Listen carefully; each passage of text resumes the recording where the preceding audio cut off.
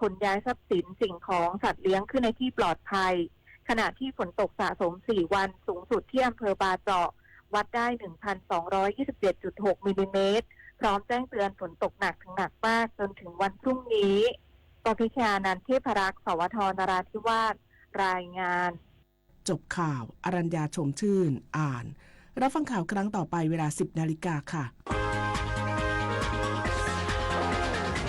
ติดตามข่าวที่นำเสนอไปแล้วได้ที่ www.thainews.prd.go.th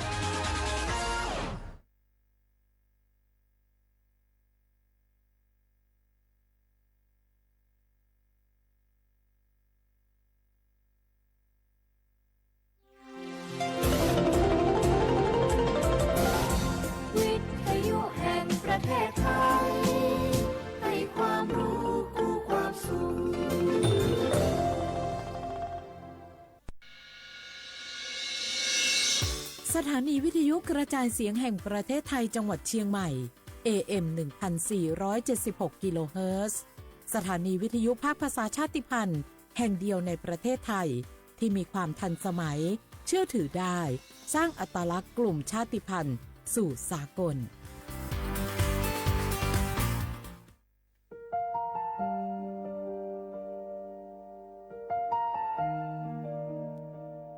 ขอน้อมเกล้าถวายอาลัยสมเด็จพระพันปีหลวงพระแม่แห่งแผ่นดินผู้ทรงเมตตาเหนือเกล้าขอพระองค์เสด็จสู่สวรรคาลัยข้าพระพุทธเจ้าข้าราชการและเจ้าหน้าที่สถานีวิทยุกระจายเสียงแห่งประเทศไทยจังหวัดเชียงใหม่กรมประชาสัมพันธ์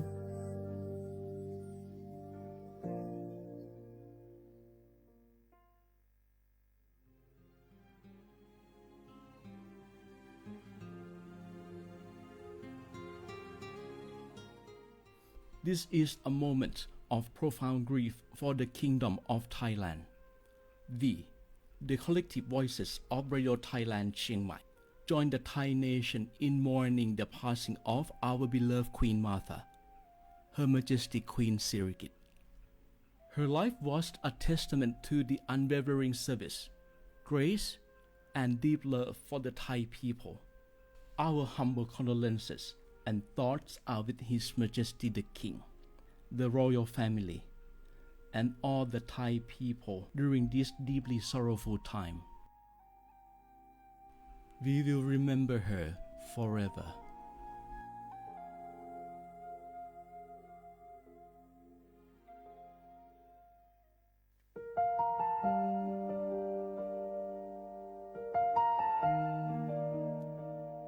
ขอน้อมเกล้าถวายอาลัย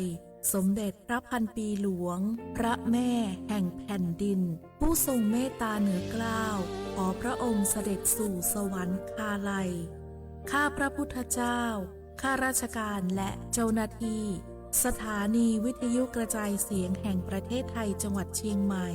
กรมประชาสัมพันธ์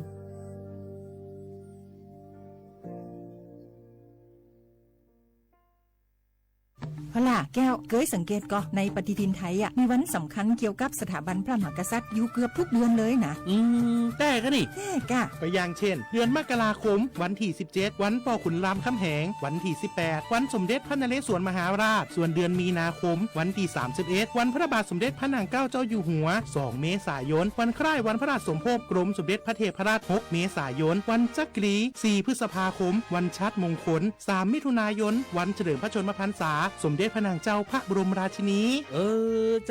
วันที่28กรกฎาคมวันเฉลิมพระชนมพรรษาพระบาทสมเด็จพระเจ้าอยู่หัววันที่12สิงหาคมกับวันแม่แห่งชาติ24กันยายนวันมหิดลนี่เดือนตุลาคมก็มีวันสำคัญก็คือ13ตุลาวันคล้ายวันสวรรคตของในหลวงรัชกาลที่9วันที่21ตุลาวันคล้ายวันพระราชสมภพสมเด็จย่าและก็23ตุลาก็เป็นวันปิยมหาราชวันที่14พฤศจิกายนวันพระบิดาแห่งฝนหลวง25พฤศจิกายนวันวชิราวุธและก็วันสำคัญในเดือนธันวาคมคือวันที่5วันป่อแห่งชาติครับสังคมไทยเฮาให้ความสำคัญกับวันเหล่านี้คนไทยฮักและก็เทิดทูนสถาบันพระมหากษัตริย์เพราะสถาบันพระมหากษัตริย์อยู่คู่กับคนไทยมาอย่างยาวนานปรารถนาดีจากสำนักงานประชาสัมพันธ์ที่3กรมประชาสัมพันธ์ค่ะ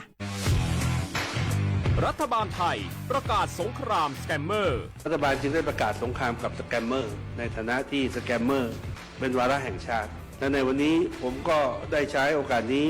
มารายงานความคืบหน้าและเน้นย้ำถึงสิ่งที่เราต้องร่วมกันทำต่อไปรัฐบาลได้จัดตั้งคณะกรรมการอำนวยการป้องกันและปราบปรามอาชญากรรมทางเทคโนโลยีขึ้นมา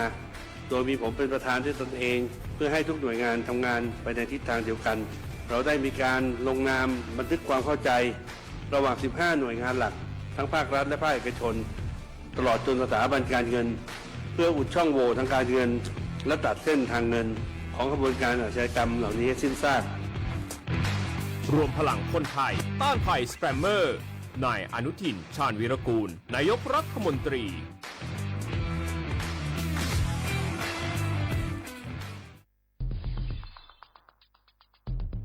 แค่3 ปีความเสียหายจากอาชญากรรมไซเบอร์ของคนไทยพุ่งทะลุถึง 94,000 ล้านบาทหรือเฉลี่ยปีละ 30,000 ล้านบาททุก1 ชั่วโมงเราเสียเงินกว่า 3.4 ล้านบาทให้กับมิจฉาชีพออนไลน์โจรไม่เห็นใจคนอาชีพไหนอายุเท่าไหร่สถานะทางการเงินแบบใดหมอพ่อค้านักธุรกิจนักเรียนแม่บ้านข้าราชการเกษียณทุกคนตกเป็นเหยื่อได้เสมอและวันหนึ่งอาจเป็นคุณหรือคนที่คุณรัก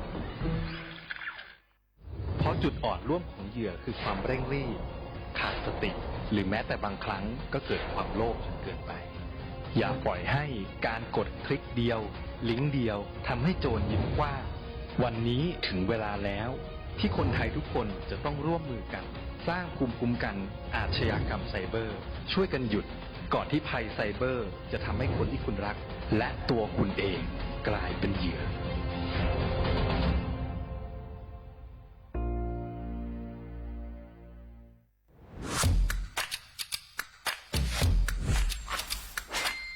ก ลับมาแล้ววันนี้กับโครงการคนละครึ่ง plus รัฐออกครึ่งประชาชนออกครึ่งช่วยเศรษฐกิจไทยหมุนเวียนเติบโตถ้าเราช่วยกัน plus ต่อยอดให้เศรษฐกิจไทยเติบโตอย่างยั่งยืนด้วย5 plus plus ที่ 1 เพิ่มช่วงอายุผู้เข้าร่วมโครงการจาก 18 ปีเป็น16 ปี plus ที่ 2 เพิ่มวงเงินใช้จ่ายจาก150 บาทเป็น200 บาทเพิ่มพลังซื้อของประชาชนเพื่อกระตุ้นการหมุนเวียนในระบบเศรษฐกิจฐานรากลดภาระค่าครองชีพ plus ที่ 3 เพิ่มสิทธิพิเศษด้วยการดูแลผู้ที่อยู่ในระบบภาษีให้ได้รับสิทธิพิเศษมากขึ้นเพื่อสร้างแรงจูงใจให้ทุกคนร่วมอยู่ในระบบอย่างโปร่งใส plus ที่ 4 เพิ่มโอกาสให้นิติบุคคลขนาดเล็กเข้าร่วมได้ให้ธุรกิจเติบโตเป็นกำลังสำคัญของเศรษฐกิจไทย plus ที่ 5 เพิ่มทักษะใหม่เพื่อพัฒนาให้ร้านค้านำความรู้ใหม่ๆมาช่วยเพิ่มยอดขายลดต้นทุนเรียนรู้เติบโตและปรับตัวไปกับเทคโนโลยีใหม่เพื่อสร้างเศรษฐกิจที่แข็งแกร่งจากคนละครึ่งสู่คนละครึ่ง plus ไม่ว่าจะสั่งข้าวคนละจานชาเขียวคนละแก้วขนมเค้กคนละชิ้นหรือหลายๆชิ้นก็ใช้ส่วนลดได้ทันทีสูงสุดวันละ200 บาทแถมใช้กับฟู้ดเดลิเวอรี่ก็ยังได้สำหรับประชาชนไทยอายุ16 ปีเป็นต้นไปสมัครรับสิทธิ์ผ่านแอปพลิเคชันเป๋าตังวันที่ 20-26 ตุลาคม 2568 สำหรับร้านค้าที่สนใจร่วมโครงการสมัครได้ผ่านแอปถุงเงินวันที่ 15 ตุลาคมถึง 19 ธันวาคม 2568 แล้วเตรียมพร้อมรับลูกค้าจากทั่วประเทศ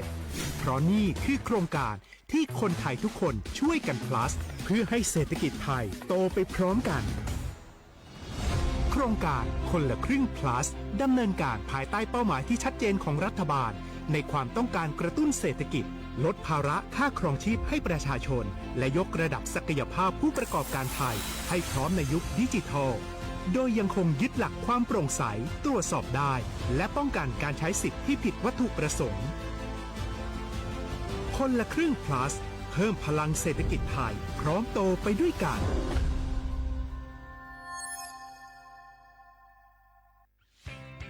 เส้นทางสายหมอกที่สวยที่สุดในเมืองแพร่กำลังรอทุกคนไปวิ่งด้วยกันครับทุกก้าวของคุณคือพลังของลมหายใจ ชวนเพื่อนชวนครอบครัวมาวิ่งฝ่าสายหมอกเพื่อโรงพยาบาลแพร่ในวันอาทิตย์ที่ 7 ธันวาคม 2568 บริเวณลานกิจกรรมหลังวัดพระธาตุช่อแฮมาร่วมกันส่งต่อพลังแห่งความดีเพราะทุกก้าวของคุณช่วยต่อชีวิตให้กับผู้ป่วยในโรงพยาบาลแพร่สมัครได้เลยวันนี้แล้วไปวิ่งด้วยกันในวันอาทิตย์ที่ 7 ธันวาคม 2568 พบกันบริเวณลานกิจกรรมหลังวัดพระธาตุช่อแฮนะครับ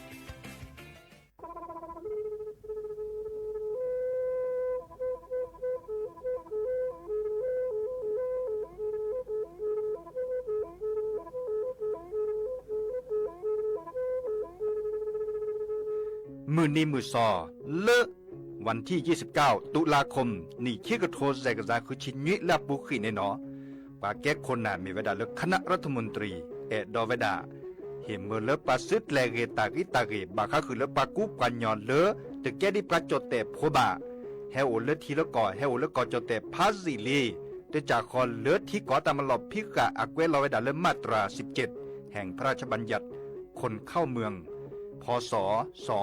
2522ดิสอบการเลือกเฮาเลือกก่อจดแต่ซีลีก็ในบลอนนี้ในเมบาซาเลือกเชลิเชจ่าและขี้ในอแควเลืออับากิบาเกเลือนกแก้ทอปาจดแต่โพเนในแลเซแต่จากคอเลือที่ก่ออาตามลบพิกะอาหินแควปากอเลือมาตรา 7 ทวิแห่งพระราชบัญญัติสัญชาติพ.ศ. 2508ดินาโคเนตากาเลิกเฮโอเลิกก็จดเตวีลิจาโตดิบาตะเก็บก็จดเตโพดิบาบาชาเฮอุเพลโพนโพเสดผ่านเนเกิดเคแกเลอปะกอยดาสัญชาติไทยคอมยูเลเก็บก็จดเตโพเสแลอจาสิกบาตลอติลอเชเลอเวบอกอติดต่อขอและกอยดาสำนักบริหารการทะเบียนกรมการปกครองมิเตเมบาเลอตากาโอเลอเวกาเคลื่อนตาและเชิดทอนลีนจ่าแพ้เลือตลอดตัดและอำเภอเลือนก็จากอุดรเนตาเชิดตอนเลือปัดดุวับกาตาพิษตามมาในเวลาราชการอัตเตเวดาดินเนาะ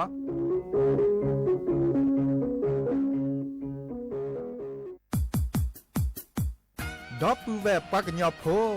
นเมบาซะสู้ออมมืออเลวิทยุกลือลอก็จะเตเวกินแม่ตอนยาอีบอบบาเนบาคาคือเล่นตาพิตามมาตาพิออมมาออจดแต่กว่าก็ได้และสนใจโฆษณาเนื้ออดจัดสิกว่าสวทเชียงใหม่เบอร์โทรศัพท์053-276-068เมตเมบะ092-246-8579เซทอโบลอ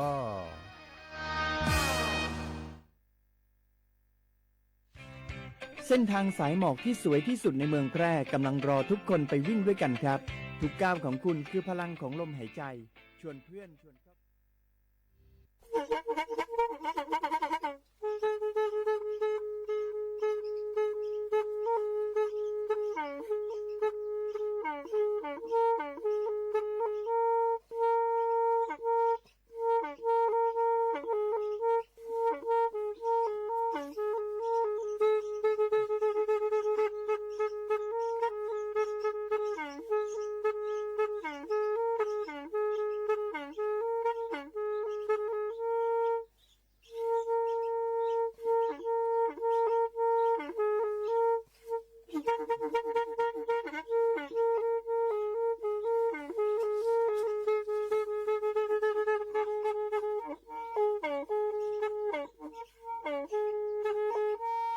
แพอี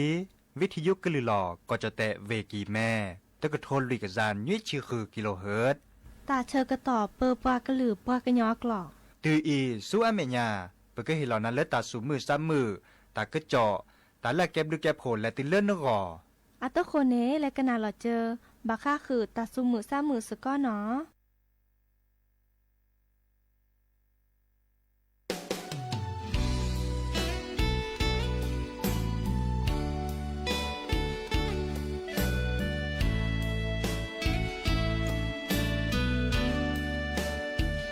จอที่ท่อนาจอกว่านานาลอแอโด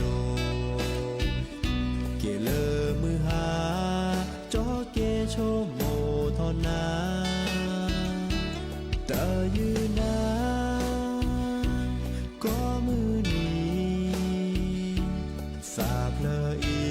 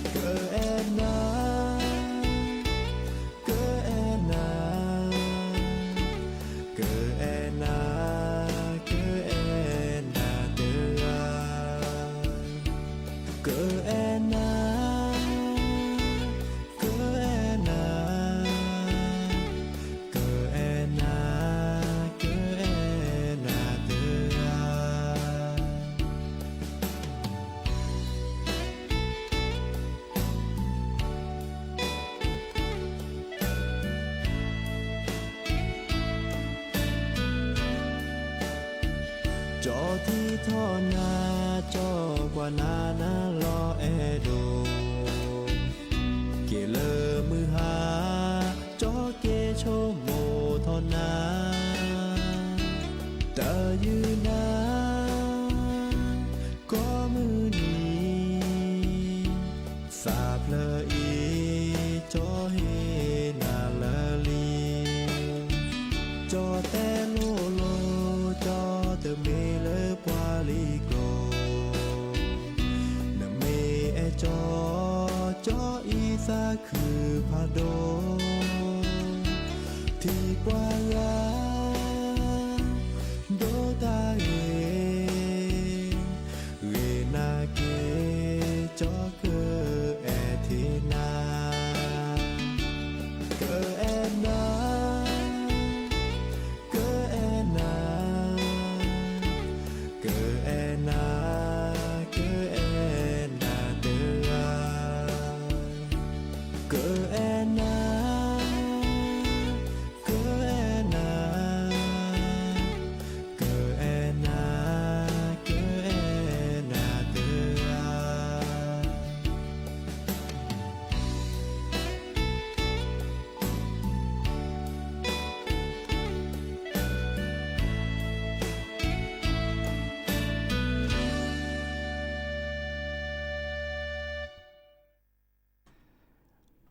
เดออมิชเปอร์ดอปูแวมือกาพัตติพือพีวมอสกอปราโดกนาตาโพปะกวาดอตาโพเปปรากลือปรากญอกอกาเนาะแต่ช่วยตอมือก็คอควินารีและตือเลออันนาริตชีบาเตลควินารีอัปเดตชิเกเนาะมีวดาแต่สตาเซเลอร์ปะก็เลสปอร์ตดิซอเลอร์อะชอช่วยเฮมเมอร์เลอร์ วิทยุกลือหลอก็จะเตเวกิแมตตอนยาอีเปลซอเปลเซออราเชื่อต่อแต่บาลนาทีตะชีแบบบุลกตีนาทีคิชิเนาะดินยาโคนี่เดอบาเตเลอร์เฮโตกอลาซาควินารีเบลเจเนาะเกลาซาโกมอสกอเซดิลลอดิซอเลอร์ก็นาวิทยุ AM ตะกโทลวิกซานยุชิคือกิโลเฮิรตซ์เมเก FM 103.50 เมกะเฮิรตซ์เมเก FM 104.25 เมกะเฮิรตซ์เมเกเนาะตัวดูตัวจุลอซาเดปราเบอร์โทรศัพท์0532760007ว่าแจเซคีนุยคือบ่าวานุยยาจอสปิเสมอเฉลิมสิริวงชัยให้ตัวเกาะดับเบิลแวซีโซโดเนาะเดินแต่การเลือกกว่าดอกการเลือกออนไลน์ปูดิซอเลอร์เพจสวทเชียงใหม่ AM 1476กิโลเฮิรตซ์เด้อนึกกดไลค์กดแชร์เนอะเฮบากเวลแล้วแต่ก็โตเคโดกันนาตาสเวียนตาเซเนาะแต่สวีเลจุเปลคือดับปูแวโตขมมุขอดับเปลในเมวดาเลอปือชายชาตรีอัตตาอัมมีเลอคือเอ็นนะดับปูแวเคโดกันนาแก้เจียวตาสวีดับเปลนี่แกตาสวีเลอบาก็คือไตตะกุยเนาะดับปูแวเลออำเภอเลอในปานเลอเวกำแพงเพชรเนาะแกปการกันเลตะกุบักกุเซโอดิซาเลเตทอตาสุมือซามือตาสวีซาเชอนี่แหละคือกว่าในเล่น YouTube อ่ะปวนตาเดอโอเจเนาะเลกดอลเลอร์บาก็คือตากึดจอดอดิซอลเลอร์ปะกอยดาตะพิตัมมาเลอร์ตากาเริ่มไม่บาซักเลบาทอจอปาโมอะจุเนาะอีกคันในเลือดจดเตียกว่าในเกวลาเวดาเลอร์เกวลาเวดาเลดีเทวดาประชาชนที่มีความประสงค์เข้ากราบถวายบังคมพระบรมศพด้วยตนเอง walk in เนาะอีกคันเนี่ยคอมโยเลอร์ดากาเลอร์ดิซอโอเลเวบอกก็ค่ะเมตเนปกเลตเนเสภาเจ้าหน้าที่เลอกแลบาถอจอปาหมู่อจวนตาจันนี่เนาะตเนเสภาเหล่าซาบาชาและบาเลเวบอกก็ค่ะปกุปัญญาเลเวบอกก็ค่ะตมุนและบาถอซาเนาะเลจอปาหมู่โจเพลนอปูเนาะอีกคันเลเซบาชา walk in a commuler ปราเลบาสุบาซันเลขอดาเวละก็จากคออย่างเล่นนือดาเวเนาะดิซอเลเตเนตัวโดตัวโจโชปะเกเจ้าหน้าที่นอดมีบาเดเลเซเจเนาะมาจากเลแต่เชื่อต่อเลมือบาลอบาเนาะโนโอเนี่ยไม่แลหนูคอที่คอเลวอคอดปาเนวอคอดปาเนอะไรเกเลปาเซพาลอซาเดอาจจะเวลาไปจัดคิวอย่างนี้เนาะจัดคิวคอมโยเลอร์ปราเลแฮปเปอร์ดิซอเลอร์เวกาเคลื่อนตา เดอก็บาดเลบาทอโชเนาะปะเกิดนอพะปะเกิดเจ้าหน้าที่อันตาก็แทกต่อผ้าแต่เชื่อต่อดิซอลเลอร์เป็นนารีเมวดาดอปูเวเพื่อเลยปะเลยเลิกก็บาดเลบาทอดิเนี่ยคนในปลาเลอตเนตตัวโดตัวโจเจ้าหน้าที่นอกแขนนอกเขาโอกันเล่นหรือโอกันเล่นเขากันเล่นบาทอที่คอเนี่ยมูเนดิซอลเลอร์เจ้าหน้าที่เดอปราบพลาเราแต่ก็จอดเทวดาเล่นมือบาดเราปะคอบาในบาดบ้าเล่นหนึ่งมันแลดินเนนตเนเล่นหนึ่งเล่นตาปูปะนั่นตเนเล่บาทอปะดิเนี่ยคนเนี่ยเฮบอบะสิญญาคือดอปูเวแต่การเล่นสัก walk in เนาะอาเกะก็ลักกว่า walk inเนี่ยความโยเลโอเดเล่นหนึ่งเดเล่บางการเล่นฮัลโหลคนลุกเวลเวบอกก็วินนอบะแต่ใครได้ไปเฮดิสมีโอบุลาสเรนนอปูบุติลีละแต่หมดเลยฮะบาทซาเจบัชชาตเนตัวโดตัวโจดีเจ้าหน้าที่ตเนเสพาลาซาดีเลเซเนาะมาจากเลือดเชื้อต่อมือบาทลอดปานนี่อาคือย้อนเจเนาะเทวดาดีนี่จัดหอเลแค่นี้เลสวมญาปานนี่เนาะมือขีลาตนารีเลสวมญาปานนี่เนี่ยเล walk in เซเนาะไม่มีเลือกคอปานนี่ปากก็เหตุเชื้อต่อเลปราเลชุลามิชุลาสาดิโซเลอาจองผ่าไปได้จ้ะเนี่ยเนาะเลอัตโตโดตัวโจเดเจ้าหน้าที่อันตรากระชอดอลลี่จ้ะเนี่ยดิโซเลตาเลมาบุมาบาจอปาหมัวโจเสรไผ่เดซิเตอร์โอเดตาติตาบะเนาะก็คอได้ว่ากันเลวดาบากีมือบาลอบาหลอไม่โหราตาเดปราเลกันเลแล้วคอดาเวเลนนูดาเวตนี่ตัวโดตัวโจเจ้าหน้าที่เดเลแล้วมือบาลอบานี่เสเนาะอีกคาเดเฮบอบาคือดับปูเวมือกับพัตติไม่ได้มีบาโทรศัพท์อจสิกว่าเลหมายเลขโทรศัพท์1818เสอากเตจิเน็ตเลกุดอนาดาบาชาไม่มีเลยยาเดจะให้เตคือปือพอไพดิสอลตาก็จอดเลยปัดโดว่าบาเชอคอในบาดินนี่แล้วหรอเนาะอาเตคือปือพอไพดินนี่เนาะแล้วก็กว่าตาสุมือซ้ำมือตาสวิซาเชอเตโจโดแล้วเนาะแต่เวลามือกันเนาะวิโก้เนาะกันหนาดกว่าเนาะ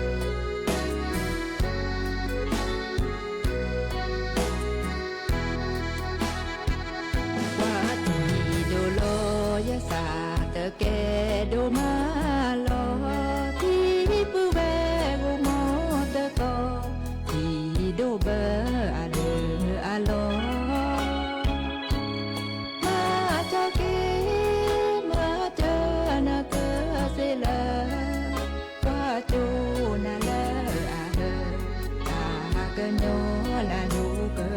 เตอมูโคให้จู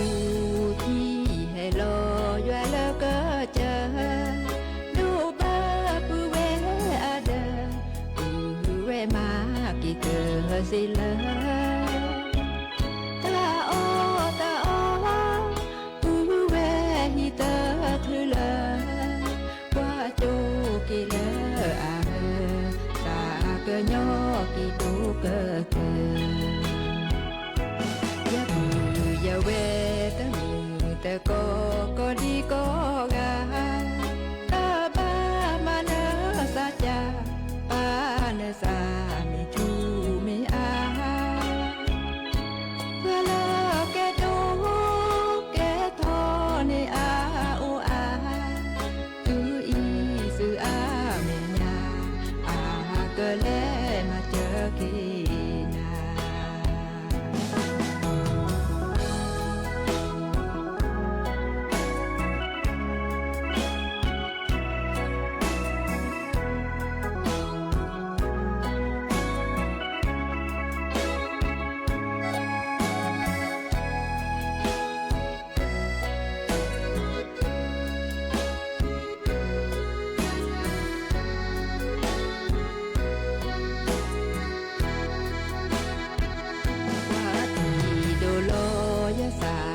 แก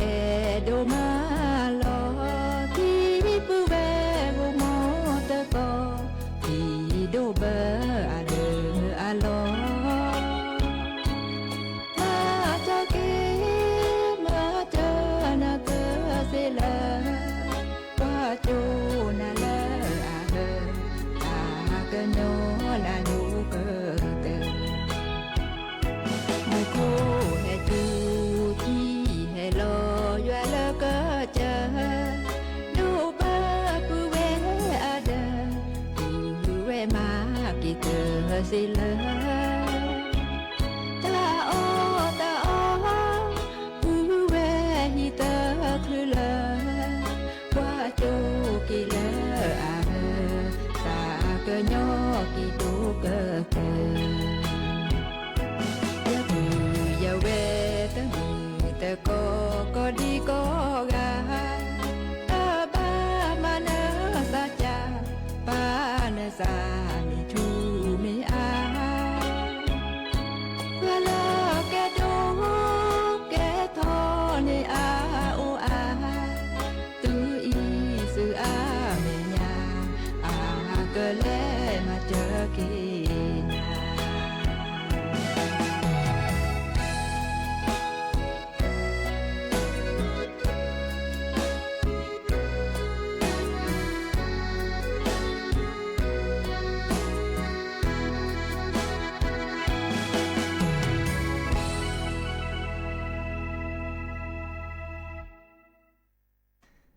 ากเตอลีนอตาสวีเลเฮกิเฮบาเลติเลปราโตกอที่โดกว่าตาก็ปูกอต่อและปูขิลญากอจเตสุทธาคอปาโตกอที่โดกว่าเนาะอิบลอเดกอจเตเลหลักคอปาเนาะดิซอเลเวยะลาเนาะนราธิวาสเล่นในปานี่กอจเตเลหลักคอปานี่เนาะนครศรีธรรมราชตึบลือละเวเนาะที่โดกว่าบาปตาสุตาพลาหลอปันเดปันหลอนตาดินาคนในรัฐบาลเดก็บาคึดและเนาะดิซอเลโตจะมาเจอก็บักคอกกว่าเชื่อกี่ปัจจิพกพอคิริจักขอเลยก่อนจะเตะสุดท้ายก็ปาตุก่อไปด่าเล่นยานี่หรอแต่มาเจออันตาที่ซอเลยไปทีบาเล่นยาในอุทอคาเคยเจเนาะตึกาเด็กขดเด็กเปลือยในบาแต่มาเจอแต่จิการดอกควีมเมอร์บาเนาะมาก็แค่ก็ชอเดินตามนี่เกเนาะบากันนี่ว่าด่าปรากฏด่าเลิกฆ่าล้างโคลนแต่จากนี้เนาะดอสเซเจเนาะตึกเซบาชาดือตาเสียด้วยไฟแต่ต้องหมุนเมื่อซันแล้วอุทอบาแต่ต้องหมุนเมื่อซันแล้วปืนพอแบบโพโตกบามีว่าด่าเลิกแต่ฮักกูฮักก็เสร็จผ่านเนี่ยร้านนดอเลยเป็นนิบาตามมาเจอเนาะเป็นนิบาตามมาเจอเนี่ยตั้งเลือดเปลี่ยนมุนเนาะบาชัยครับดูว่าปราดเฮตาลุโดเดตึกว่าก็พาไปจีบะเนาะไปเฮเตตัวโดตัวจบปือเพราะแบบพวกอันตากอบล้อมือกับพัตติปือเพราะแบบพวกเมตโตก่อตาก็ตาแค่แต่มีเกลจากเกเนาะอจาซิกว่าเราแสดงคนหนาและสิละครโดนในตาก็เชื้อถอดลีเชื้อถอดจ่าคือแต่ตัวจะมาเจอแต่อาเกตแต่ละลุโดเนาะเชื้อถอดลีเชื้อถอดจ่าไม่แต่เซบาเชื้อถอดลีเชื้อถอดจ่าไม่แต่ย้อนหรือบานตาก็บาคือเนี่ยปลาและตากุบากุเซลดิซอเล อาสิญญานาเปิดบาก็คือแล้วปลาเชิญลิเชิญจ๋าเลยเนาะไม่แต่มาดีเนี่ยเดี๋ยวบาแต่พลื้ตาขี้บากันมีล้อหลุดล้อแถในการเดเชิญถอดมีเจแต่เชิญถอดอันนี้ก็เดิมเงินในบาตามาโจเจมาเงินในบาตามาเจแต่ต้นในบานี่ก็แต่ฮักก็พาราญาปากเวลเนี่ยอัตราดิซอลเลอร์ก็เลือกรายละเอียดแต่ต้นบาตาจันนี่เนาะมาเลยมาเกตาโตเจมาเจเดล้อหลุดล้อแถเนาะไม่มีเลือกโครงการคนละครึ่ง plus ดิซอลเลอร์ปะดูว่าการเลื่อนนโยบายรัฐบาลกระตุ้นเศรษฐกิจเมวดาเลอร์แค่นี้เนาะเดการเลือกแกปาเลมันเลมาเกาตาเดเลอัพสกิลเซทาโบลาเลอัพสกิลเดคอมโยเลอร์คืออาทในตะกูบากูเซเขาในดอนในรัฐบาลเดก็ชอตแชร์บาก็คือเล็ดหลุดเลเจเฮลอาทอปาเลมันเลมาเกาตาเนาะกับผู้ดับเบิลนี่ก็เฮลไว้ดาตรานาดอคิมเนาะเตไว้ดานี่เนี่ยตรานาดอคิมเนาะชุลามีชุลาซาเลอัพสกิลมันโลในตะกูบากูเซเลออนไลน์เมเกเนาะเลแอปพลิเคชันอาปูเมเกเดเนแลชุลามีชุลาซาซิจะถอดเล็กแค่นี้แหละติเล่มือนี้มือซอวันที่19ธันวาคมนี่คิดโทษใจกันจ้าคือชิโคเนาะแต่พี่ตามาเลยบัดดูว่าปลาตาโอดเล่นตลอดเลิกเคาะเล็กแค่มาฮะเนาะแค่มาฮะจะเกิดให้เต้คือปืนพอแบบพอก็คอเดนิยาจะก็ก็ดับปูแบบไปอีหรอและก็หนักดอลเลอร์ตาสูงมือซ้ำมือตาสวิซาเชอเต็มเปลือกเขาคอในบันเนเพื่อกันแลเลอหรือโพธาโพตาติตาเชื่อต่อเลอแค่มาหาตุกกอลซาคุนารีตุญินารีโอชูเคลเบมุสับคิโกกะเนาะตาบลือ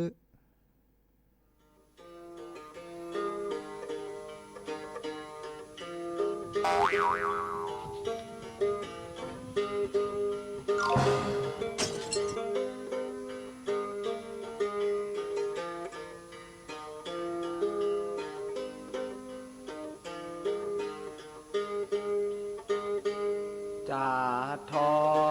ละเยอะลพาโดนาพาเยละเยอะก็ที่เกนาเมทิบานาที่บาเลตามีหมอปูแต่โจเพได้สาโจสาปานาตสีแผ่ละเยอะและมาตาคามือทูอาคายาสิโนนายาเมอเมอเมเสนวนาแต่โจเพได้สาโจสาปานาตสีแผ่ละเยอเกมิลามืนาลาโพเฮทอชะกับรืลอยาโอชโมชโมนาตาลอจอเวเลทอยากอชโมพ่อแม่ที่ลอ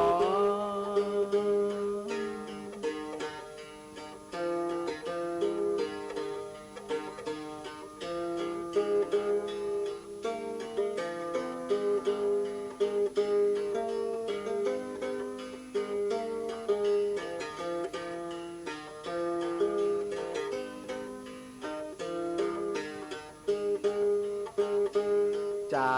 ทอเลยเยอะลพาโดนาพาเยละเยอะก็ที่เกนาเมทิบานาที่บาเลตามีหมอปูเตโจเพได้สาโจสาปานาตสีแผ่ละเยอะและมาตาคามือทูอาคายาเสนนายาเมอเมอเมเสนวนาแต่โจเพได้สาโจสาปานาตสีแผ่ละเยอเกมิลามืนาลาโพเฮทอชะกับเรือลอยาโอชโมชโมเนตาลอจอเวเลทอยากอ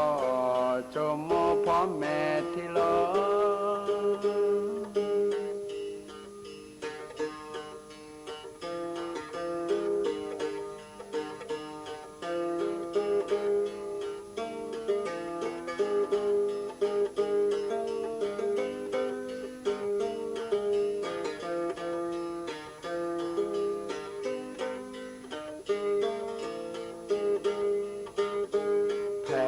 ยและมาตาคามือทูอาคายเสนนายาเมอเมอเมเสนบานาแต่โจเพได้สาจอสาปานาตะเสแผ่ละยาเกมิลามืนาลาโพเฮทอชะกะปรึลอยาโอชโมชโมเนตาลอจอเวเลทอยากอชโมพ่อแม่ที่ลอ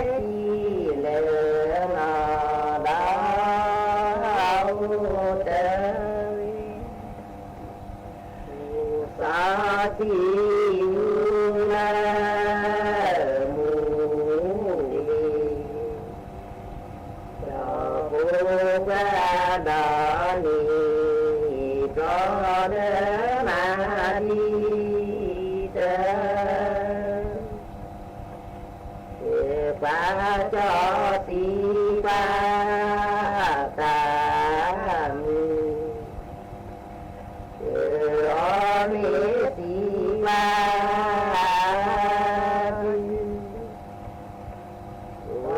สีอยู่แล้วมูดีผูกระดานดีก็เดินมาดีเดินฟ้าจอสีดีปลาดีฟ้าจีละมูวาก็ดีอยู่แล้วมูดีผูกระดานดีก็เดินมา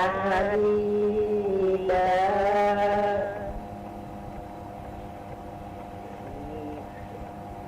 ที่ตาปราจี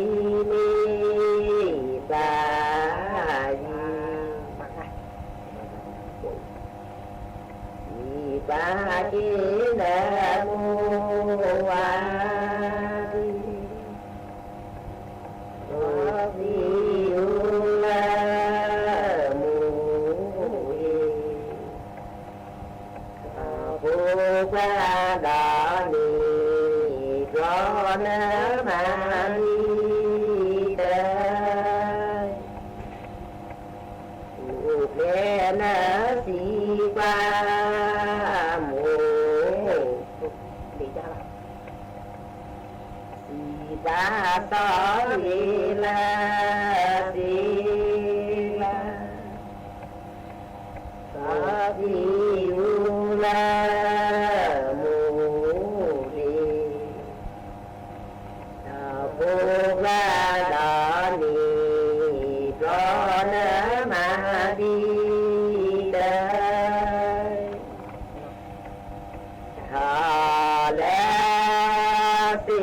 ชาญาคีกา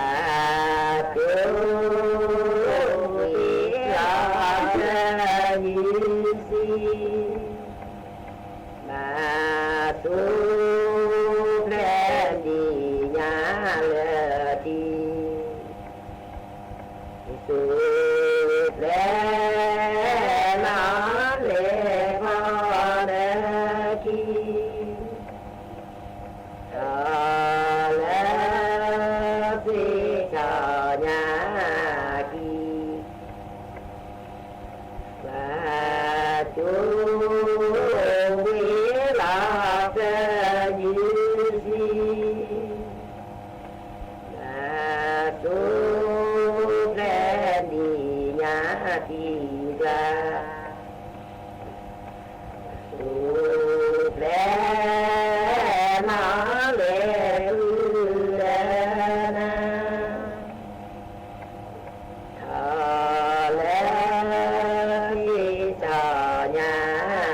กีกาจูวิลาเจยิสีมาสุ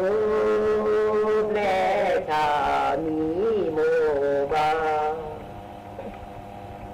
สุแลนาเลเดเนโซเลสิชาญาคีกาจูวิลาเจยิสีสาลามาเดนิบามาสีลายขอเตตาลูกวายาดีเยดูนาดีเลดีเกดาลูมา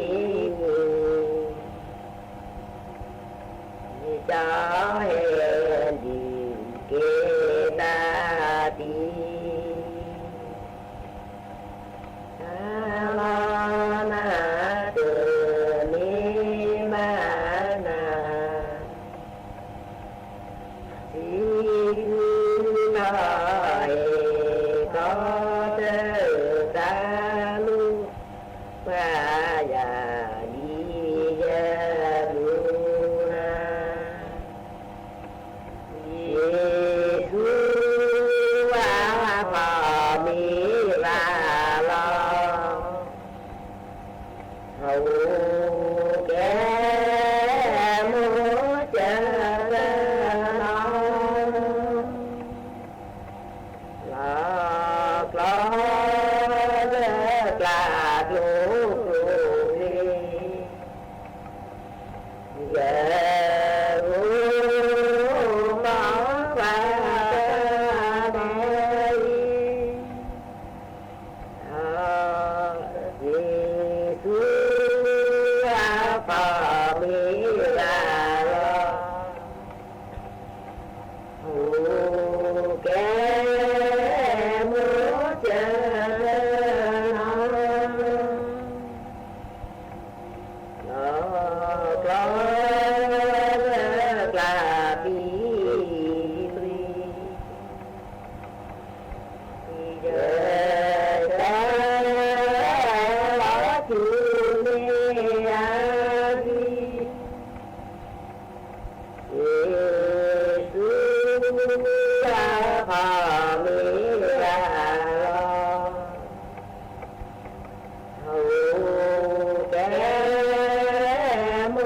chuyện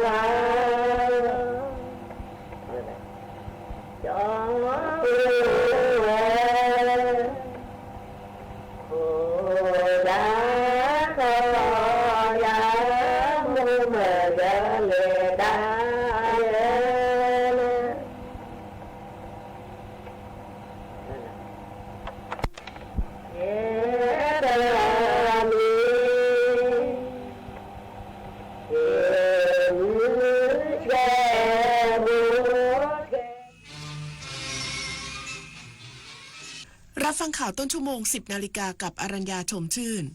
หน่วยเฉพาะกิจทหารพรานที่ 45 เร่งช่วยเหลือประชาชน